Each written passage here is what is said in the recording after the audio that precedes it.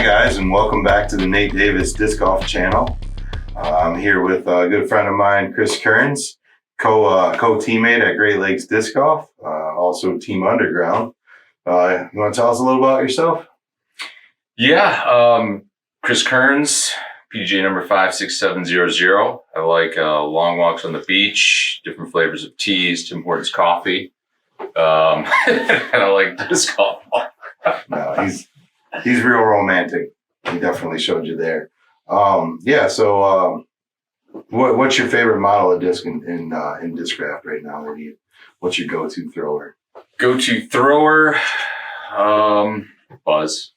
Yeah. It's I mean, it's one of the top three answers you usually hear, but I have a 2000 ESP Buzz in my bag, that pink one. You've seen it, yeah. But that's been in my bag since like 2008. So it's kind of like the most reliable Buzz SS out there right now. Nice. So at this point, broke in and flying perfect. So nice. And then my favorite collector disc would be the 2020 Tour Series Luna. Nice. So nice. All right, what do you think of the disc dungeon here? A little first trip here. This is cool. I'd like to see a little more disc draft, selfishly, but no, I like it. I think it's something that, as a huge disc golf fanatic or nerd, whatever you want to say, it's always fun to come over to someone else's place and see their collection. And it's, someone's collection almost tells you a story. Yeah. On its own, and, we love to pull out certain discs and share why it's sentimental or what we like about it. So it's a cool setup down here, especially in Michigan. Anyone north of the Mason-Dixon line can appreciate a little basement putting zone. So nice. It's a fun setup. Yeah, well, we brought you in here. We're gonna also take a look at Robert Burridge tonight and have a talk with him. We did have him out to the putting league, and Mark and I played around with him. So and then we're gonna have some fun tonight here in the drive arena with the radar and that. We'll see how you guys do, but we can talk to Burridge first. Yeah, maybe we'll get some prop bets going. Yeah, right on.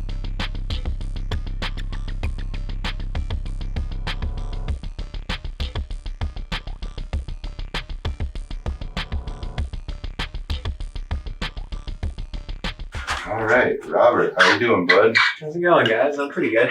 Yeah, so rumor has it you came from Texas. I did come from Texas. It was a bit of a shock to play in a foot of snow. Yeah. How do you like it climate-wise here versus there? What's your feeling there? The summers are great. Yeah. The summers are great here when it's like 80 degrees. Minus the bugs, right? You get some of those in Houston. They have some big bugs in Texas, man. Yeah. There's some quarter-sized mosquitoes and everything, But winters, I think I definitely have my basement set up with a basket, so I appreciate the setup here as well. Nice. Where in Texas are you from?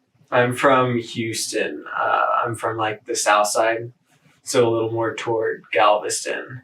Is that Paul Wall territory? You get a grill or? We definitely have a grill down there. Nice. We have a good time. Nice. What's your favorite course down in that area? Ooh, that's a great question. So in Houston, I'd say my favorite course, it's got to be Evergreen Disc Golf Course. I think that's where 2017 Texas States were. Oh, nice. If I had to pick a course for sentimental value, it'd be Taylor Lake Village, the little 9-holer I grew up on, I learned on. Right on. Great courses down there, though. All of them. Nice. What's your favorite one around here then? Toboggan. What's your go-to? Okay, yeah. Toboggan. Yeah, should have guessed that one. Use your die course. Right. Yeah. I had the good fortune Easy. of playing with you in the car your first time out there. Yeah. Wasn't it? Yeah. That was pretty cool. Played a doubles match. I love the changes they made last year. Yeah. That track is really nice. It was my first time seeing it that day as well with the new layout and that long straight shot coming in. I believe it's 5 now, right? That's Yeah. the new 5. Yeah, that's pretty cool. Hole 5 is sweet. I know it's a lot of, it jumped up into a lot of pros' favorite holes. Yeah, especially as a righty, I can see it. It plays just a touch, kind of breaks away. I like it. Yeah, 5 and 6 are both nice. It was just nice to see a couple wooded holes. The course is fun with the elevation, but to just add that mix to where, okay, I'm in these wide open, huge elevation, you go through 1 through 3, but then you get into hole 5 where I wouldn't say it's, a super tight tunnel, but after playing those previous 3 or 4 holes, all of a sudden mentally you're like, this is super tight. You gotta. I think it's reminiscent of old, like what 15 used to be when you came off the tee. It wasn't quite as cleared as it is now, and it kind of brings into play the latter part of the course early on. Now it's 5, 6, 7. Now they're all really challenging. Yeah, nice. And I think with those 2 wooded holes, you could really sort of derail yourself early if you're not ready for it. And I think that's something that Toboggan needed besides just OB was like some natural OB. Yeah, you kind of the old layout. You got the 4, you got your deuce, and then it was like, all right, now I got to get through a couple of hard holes. And, so 6, you want a birdie 6. Yeah. So if you get a bad kick and it pushes you into a par or even a bogey, you're like, yeah.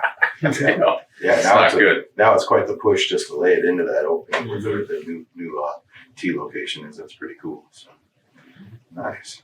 What's your plan coming up for this year? What's your goals, I guess? I'm planning on playing a few of the Disc Golf Pro Tour events, especially over the summer. It depends a little bit on school, as it always does.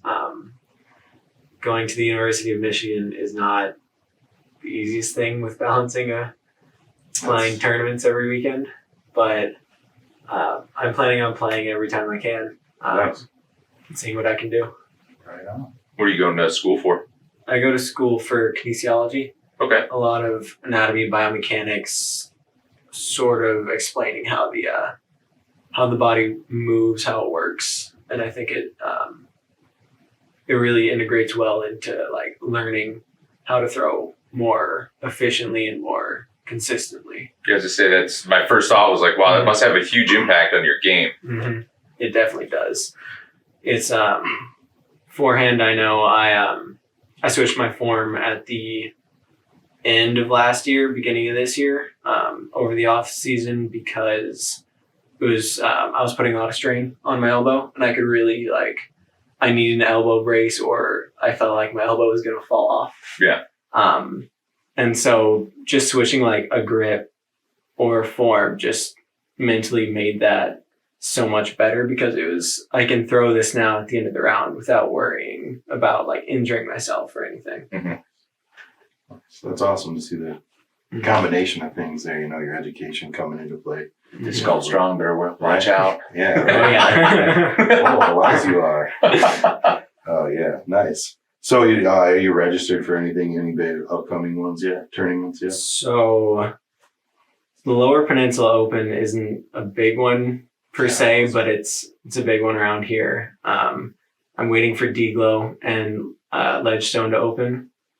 I'm going to see if I can get into the Des Moines Challenge and the OTB Open. Currently registered for Idlewild later on. Oh, that's my favorite course. Yeah.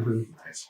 I haven't played there yet, but I'm excited. Oh, it's so gangster. We'll hit it on the way down to Collegiate. There you go. It's a must. We played it on the way back from Collegiates. Yeah. Were you with us that year? No, I didn't. I haven't played Idlewild actually. Unfortunately, it was our first year in Collegiates at Eastern, and we went down there. We played a couple practice rounds, and then we went through Collegiates. Yeah. And so I want to say in 7 days, Idlewild was our 13th round. Oh my God. And so you're already just trip. done. Yeah. You are toast. And then you walk into one of the hardest course I'd ever played. Nice. Pat Burke straight told me, he's like, if you shoot under a 90, I'll be pumped. I was like, oh my God. Dude. That sounds like Burke for sure. Your brain will hurt after that round. Nice. Oh, Yeah, speaking of Collegiate, I'm sorry. Champions Cup too. Signed up for the Champions Cup. Nice. Which should be a lot of fun over in Athling, Georgia. I keep forgetting about it. You probably won't now, really. And that is a collegiate event, right? Not the Champions Cup. The weekend before is the Collegiate National Disc Golf Championships, officially. Yeah. Or College Nationals. And that's going to be in Marion, North Carolina, North Cove. I'm hoping to get a USDGC berth, because if you win singles, you get a berth to it. Yeah. And then I come back for 3 days, take an exam, and leave for the Champions Cup Nice. again.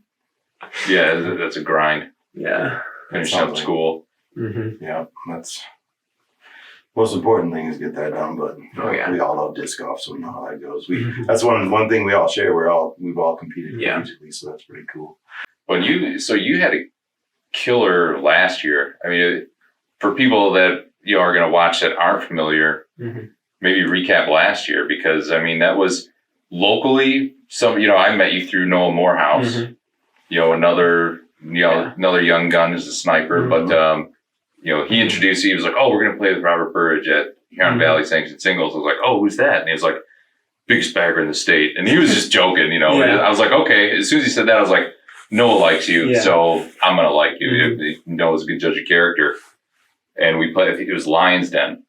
Yeah. And right out the gate, you were effortlessly lacing stuff. I'm like, what? This guy's an AM1. But then I kind of realized like you were pursuing AmNats, Am Worlds, like you had some really big goals. So I think it is good to kind of recap some of your big hits from last year, because it was a stellar year.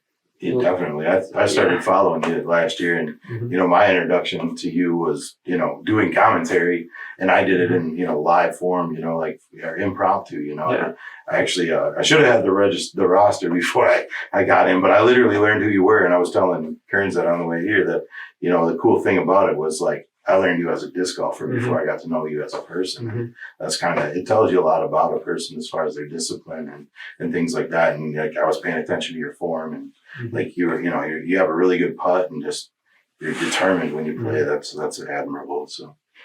So last year, recapping, as you said, so I think biggest hits probably I didn't play a lot of the big tournaments because I was still in M1 and wasn't going to play the Disc Golf Pro Tour. Yeah. With school, at least. I did play, I think, Lower Peninsula Open was the first big sort of hit of my year. That was where I shot round one 1073 rated, which was fun to see because even with that, my putting didn't feel great. And so I was there like putting at the practice basket afterward.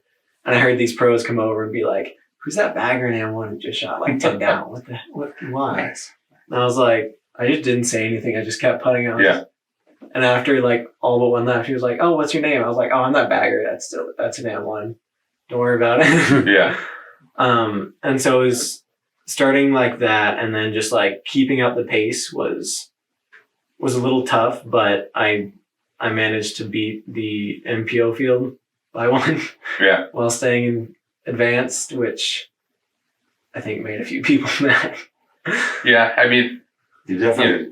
Hopefully. I was just saying, I thought you had good resolve, though. When I spent some time with you last year, and even I think it was the warm up for the LPO. We played on the second round together, and it's basically me and Joe LaPerna battling for second because Robert has like 8 strokes, just crushing it. But I thought you resolve. Your maturity level is a little beyond your years. You gotta.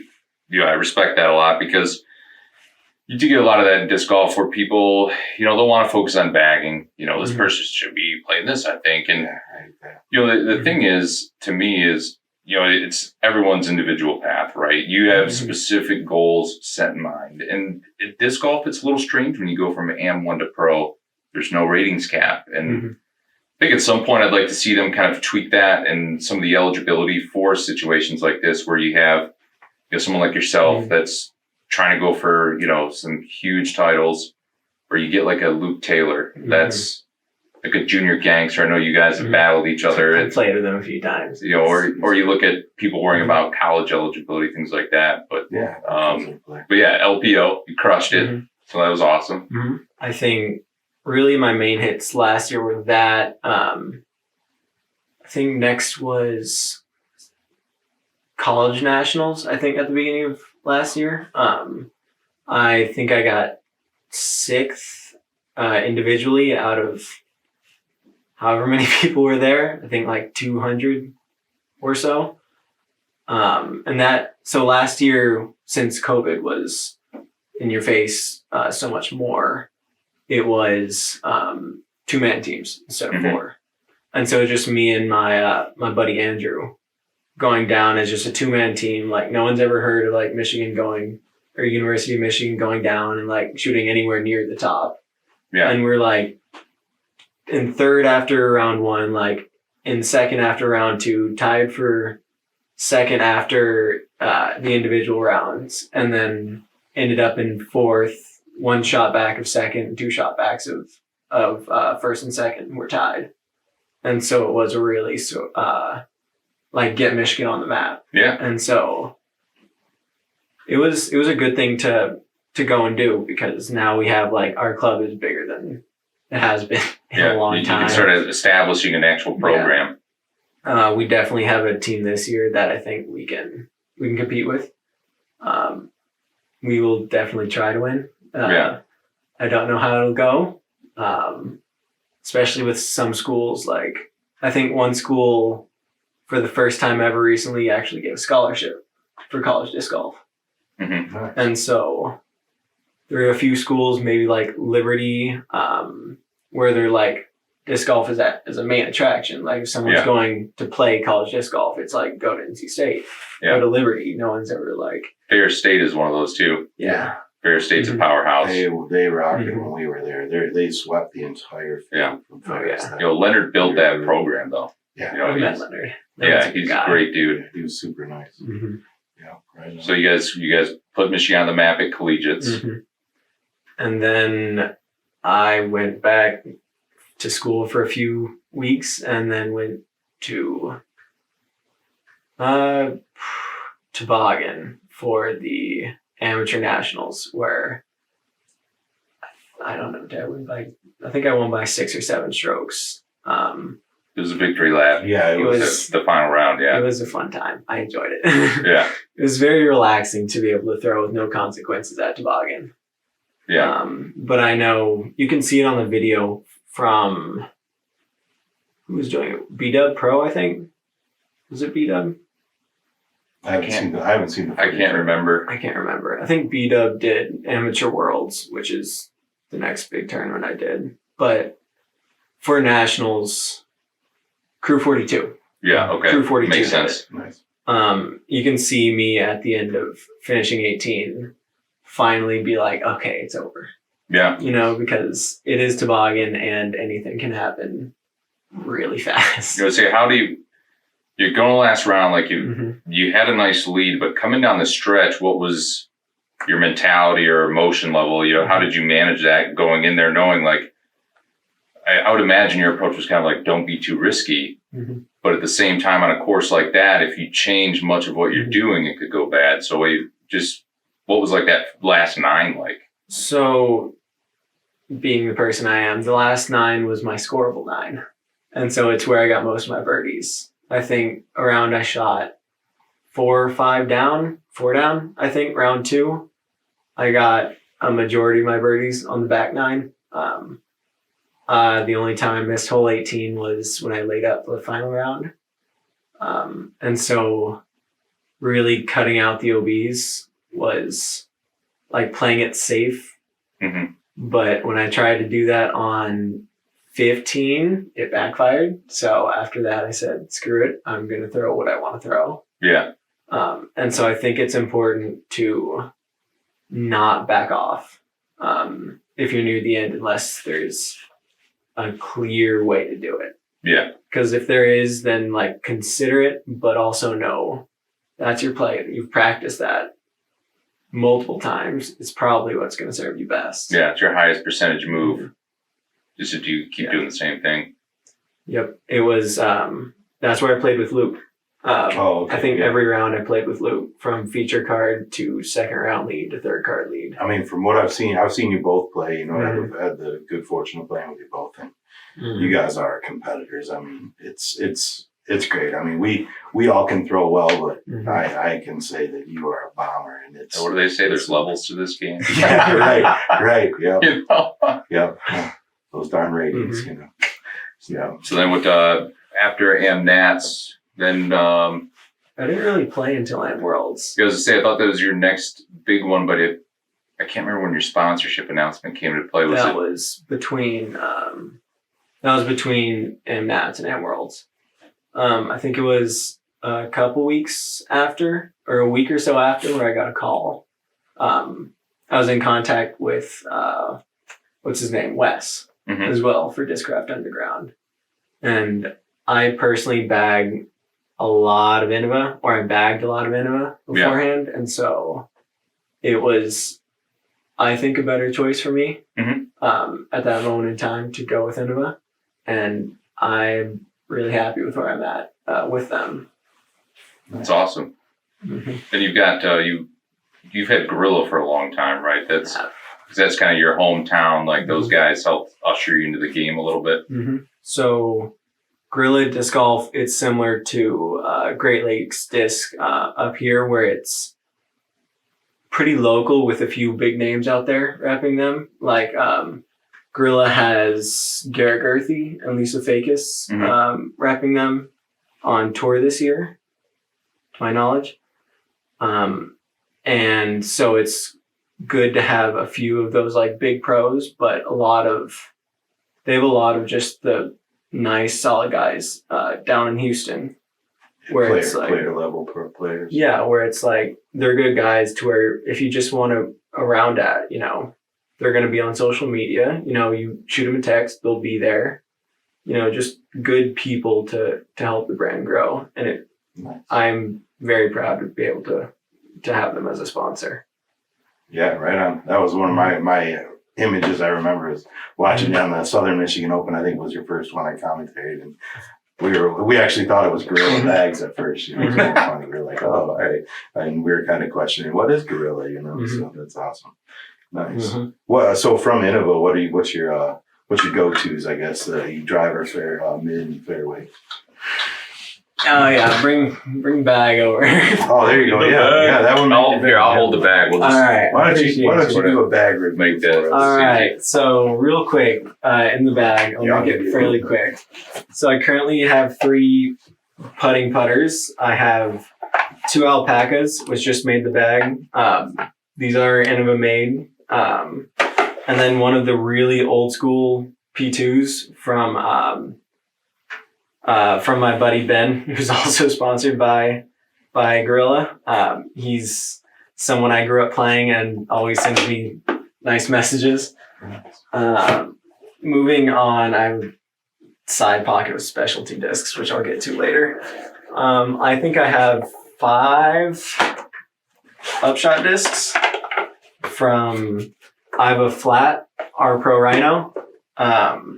These things go dead straight, and they're very controllable in the woods as well as in the open, and they stick very, very well on the ground. I have 2 rats, which I don't see a lot of pros throwing. A rat is very, very similar in feel to a zone.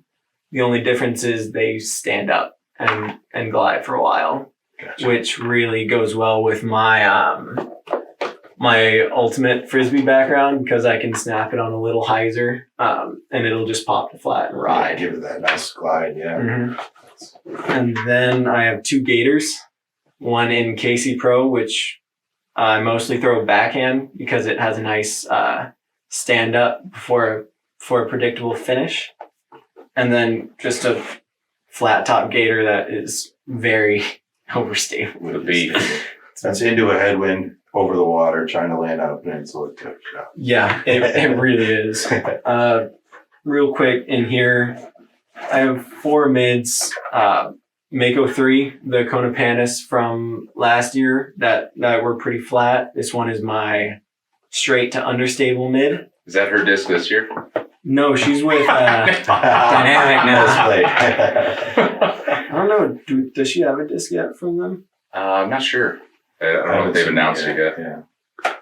They had the cool video. I think they did. They announced it. Yeah, no, they put a couple stamps out like right away. Maybe I don't know if she has a signature yet. Wonder if they can fly one into us. That would be nice. Yeah. And then I have just 3 MD4s from the old Discmania runs.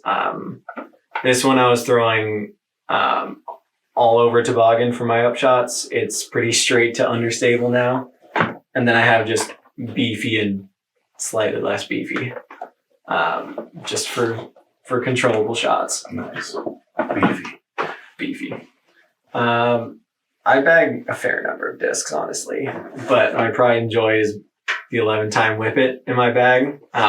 Nice. It cuts through the wind and has a predictable finish every time, but it is not what you think when you think of whippet. A whippet usually is, actually I have one over here.